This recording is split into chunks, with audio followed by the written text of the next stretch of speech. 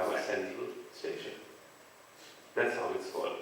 In World War I, we had, by that time, because of the Industrial Revolution in the North, Andrew Carnegie mastered the art of making hot-rolled rail lines. Hot-rolled steel was first made in the United States of America, make no mistakes.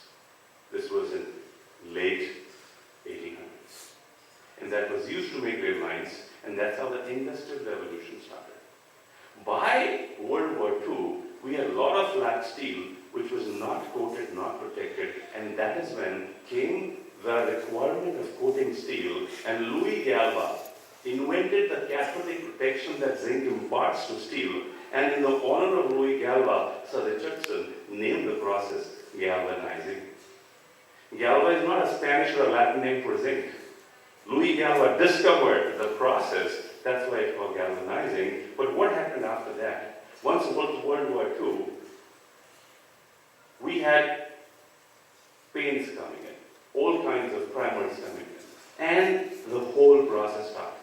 So let's take 60 seconds to understand how do we paint steel and what it takes to paint steel that gives you a 20, 30, 40 years warranty, a product that is more superior in nature.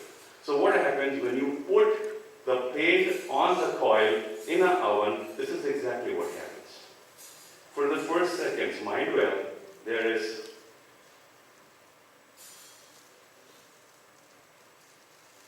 this second here at the bottom x-axis, and we've got the temperature on the y-axis. And if you look at this, it keeps on happening. Different things happen at different temperatures. And if I put it all together, this is what happens in flat 15 seconds. Paint is put on a coil in flat 15 seconds. I will not go into the nitty-gritties of what happens when. It's not important. But in 15 seconds, we put paint on steel that is responsible for physical properties, chemical properties, weathering properties, performance properties, forming properties for the next 40 years. This is how complicated the technology is. And if you compare this technologies to other technologies, of course, if you look at it, coil coating does about in 15 seconds 2,500 square feet per minute. Powder coating does in 10 minutes 100 square feet per minute. Auto refill is doing 5 minutes 100 square feet. If you look at time versus performance and risk, there is humongous risk, humongous performance that has to be attributed to a pre-painted steel process. This discussion is very important. Why? Because this leads to this. In World War II, zinc hot dip galvanizing became a standard. I'm not giving you the process of in how many ways we can put zinc on steel, etc. By 1937, people started putting primer because primer added zinc as a corrosion inhibitor.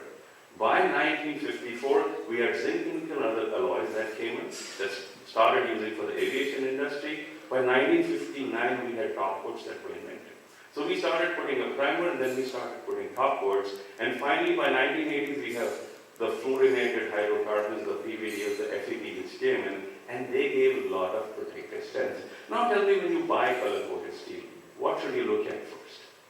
Should you look at the quality of paint, or should you straight away look at the quantity of zinc?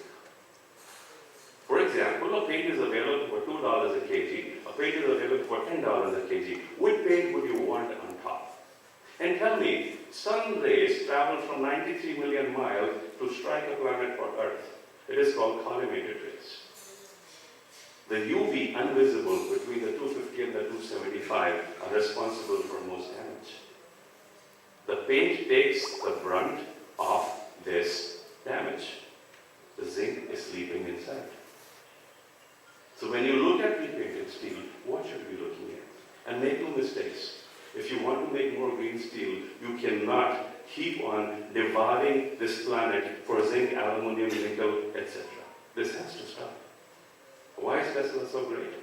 All automotive companies put together, Honda, Toyota, GM, Chrysler, Mercedes, BMW, everything, $650 billion. Tesla, standalone valuation, $800 billion. Ever wondered why? Not because it's an electric vehicle, it's a myth. I was there because the Tesla production facility in Fremont is about 200 yards from our office. So we do interact with them on a community basis. Tesla's model was launched, Elon said, ladies and gentlemen, welcome to the safest car on the planet. Volvo used to have that standard, the safest car.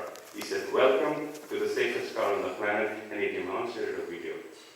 Tesla has set standards which are not available in the automotive industry. Automotive industry is revamping standards to incorporate Tesla because they were always 110% on everything. It's not about Tesla being an electric car. It's about Tesla being an innovator. We have to innovate. So if we have to innovate, and people say corrosion is linked to zinc, that applies when you're buying a bare galvanized, bare galvalume sheet. But when you have a primer on top of it, when you have a top coat on top of it, you have an entire fingerprint on top of it, what are you buying? Are you buying zinc? You ever thought about it? That tomorrow, should there be a steel graded on class of green, where do you stand? I'm not saying applying paint is a green process. It's got a lot of solvents too. But then we got to attack one problem at a time. The myth is there is a lot of requirement of anti-corrosion properties in pre-painted steel. I'm calling it a myth because this is truly a myth. Let me demonstrate how. Metal coatings give some protection, how long metal will last, and the price impact of metal and scarcity. Paint gives maximum protection. Should paint be maximized and metal minimized? What have we done is, Blue Scope came forward and said, oh, 120 GSM minimum galvalume.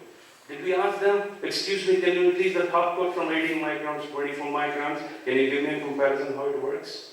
And they would say, because pre-painted steel gets scratched, so zinc, aluminum or zinc is important. It's false. We have hard coatings that do not scratch. We have coating. So how does corrosion take place? You put a roof, you put a pre-painted steel, and there is a natural phenomena of accumulation of dust, accumulation of leaves, accumulation of anything that the weather might throw away. Now if those things accumulate, and somehow they become porous, then it's called water stagnation on steel. And they say water stagnates on steel, it will penetrate through the paint and affect the steel, so you need zinc. Well, we have something we call chat-stacked coatings now.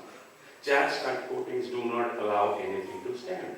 Chat-stacked coatings have revolutionized the world. So in North America, we have more sales of PVDF than anything else. It's more expensive? Of course. People need cost innovation. But the world is entirely moving. Are we thinking about it? Are we changing our specifications? Are we telling the supply chain management, excuse me, we have to change our lens. This lens is 40 years old. So let me share with you some data of the United States. It's National Atmospheric Deposition Program. So what is the red? That is the pH value of North America in 1985. pH anything less than 4.1 is red, so probably on the East Coast till the Midwest it's red because most of the steel industry was in that part of the world. There was nothing in the west side of the United States. So you find it green. What is corrosion? Corrosion is sulfur dioxide, nitric oxide, pollutants that mix with the nature and cause acid rain, sulfuric acid, nitric acid. So is this planet becoming more greener? Are we having more acetos, more NOs, more COs, or are we having less? Because all the mindset that we created so far of increasing zinc was based on 1980s when the levels of pollution were different. Our awareness of society, of social corporate responsibility was minimal. So go through this. This is the data which goes from 1985 to probably 2015 and see for yourself how the climate has changed. These are all the years, and then we have how the whole thing is changing.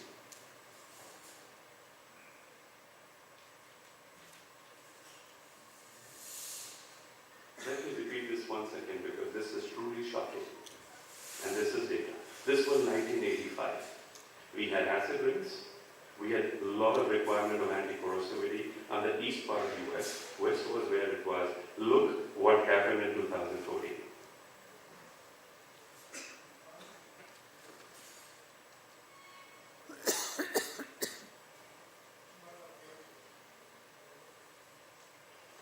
corrosion our biggest problem? No, it's not. Because every industrial establishment, every corporation, every individual has become more socially aware of his responsibilities. Pollution norms have increased. So why is it that we are still devouring the planet and getting more non-renewable resources like zinc, aluminum, nickel, and coating it when we put paint on it?